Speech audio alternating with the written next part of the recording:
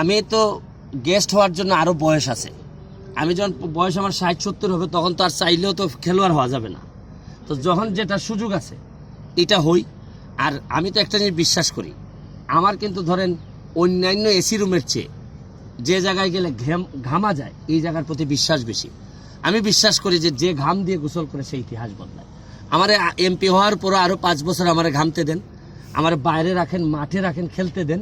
AC রুমে ঢুকাই ফেললে আগের মতো সার্ভিস পাবেন না, এটা নিশ্চিত থাকেন। আমাকে আপনাদের সাথেই রাখেন, আপনাদের মতো ঘাসেই রাখেন।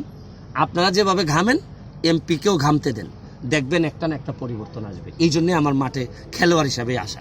ভাই, আপনি সংসদ সদস্যের পাশাপাশি যেহেতু একজন ইনফ্লুয়েন্সার, আমাদের মধ্যে আপনি খুবই জনপ্রিয়। তো এই যে সেলিব্রিটিদের ফুটবল ম্যাচগুলো, এইগুলো আসলে ইয়াং জেনারেশনকে ফুটবল বা এই মাঠের খেলার প্রতি আকৃষ্ট করবে কিনা, যেহেতু সবাই খুব ডিভাইস এটা আরো আমি তো আগে যদি জানতাম আমি বলতাম যে এটা ঢাকা স্টেডিয়ামে হবে। এটা এখানে কেন? এখানে তো গাড়ি ছাড়া কেউ আসতে পারতেছে না।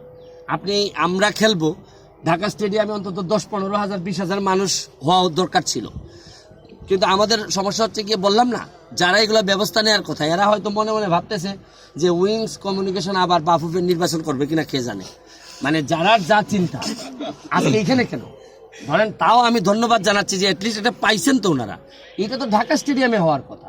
মানুষ যাদেরকে খেলালে সারা দেশ খেলবে, এটা তো ঢাকা স্টেডিয়াম, মিরপুর স্টেডিয়াম, ভালো জায়গায় খেলবে। আপনি বুঝতে পারতেছেন না আমাদের অবস্থাটা কোথায়?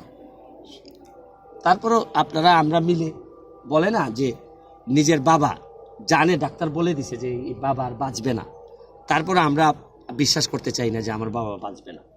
আমারও ফুটবলটা এরকম। আমার ভিতর থেকে যদি জিজ্ঞেস করেন, আমি জানি যে এরা কত বড় ক্ষতি করে ফেলছে। যারা ছিল তারা ক্যান্সারটা ছড়াই দিছে চারদিকে, মনে করেন 4th স্টেজে আছে। তারপরে আমি ফুটবলটাকে আমার মা আমার বাবার মতোই মনে করি। এই জন্য আমি বিশ্বাস করতে চাই না যে এটা আইসিইউতে আছে। আমি বিশ্বাস করতে চাই যে কোনো একটা মিরাকল হবে। অনেক আমাদের এলাকায় ক্যান্সার রোগী অনেকদিন বেঁচে থাকে। আমার একটা বিশ্বাস যে আমরা সবাই মিলে আবার বাঁচাই তুলতে পারবো। এই আইসিইউ থেকে ফিরিয়ে আনার জন্য বা বাঁচিয়ে তোলার জন্য আসলে কোন পদক্ষেপগুলো সবার প্রথমে নেওয়া উচিত মনে করেন? দৌড়াইতে হবে, রান করতে হবে। শোনেন, আগুন তো সব জায়গায় লাগে না, এক জায়গায় লাগাই দিতে হয়। আমি পুরা 3-4 বছর ধরে যেভাবে ঘামতেছি, দেখেন আমি ফুটবলের জন্য ঘামতে গিয়ে নিজেই এমপি হয়ে গেছি। এমপি হয়ে আবার ঘামবো ফুটবলের জন্য।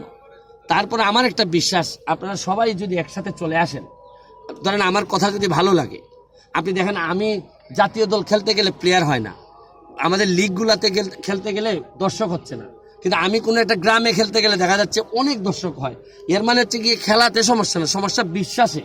তোমাকে মানুষ বিশ্বাস করে না, বিশ্বাস না করলে তো আসবে না মানুষ। আপনি শুধু ভালো খেলা দিলেই হবে না, আপনার বিশ্বস্ততা থাকতে হবে, বিশ্বাস থাকতে হবে। ভাইয়া, যেহেতু মেম্বার অফ পার্লামেন্ট হয়েছেন এবং আইনি পেশায় রয়েছেন, একটি সম্মানীয় পেশাতে, এর মধ্যেও আসলে এই ফুটবলের জন্য সময় বের করাটা এখন একটু মুশকিল হবে কিনা, বা মানে অনেক ভক্তরাও এটা জানতে চায় যে ভাইয়া কি আগের মতো সময় দিতে পারবে কিনা। ফুটবল আমার এখান থেকে আসে, আর এমপি হিসাবে দায়িত্ব আমার এই জায়গা থেকে আসে। মনে রাখবেন, যেটা তার ব্লাডে থাকে। মনে রাখবেন, আপনারা, আমি জানি না জুয়ারিদের ব্যাপারে আপনার অভিজ্ঞতা আছে কিনা। আমি লন্ডনে ছিলাম, আমি জুয়ারিদেরকে দেখছি।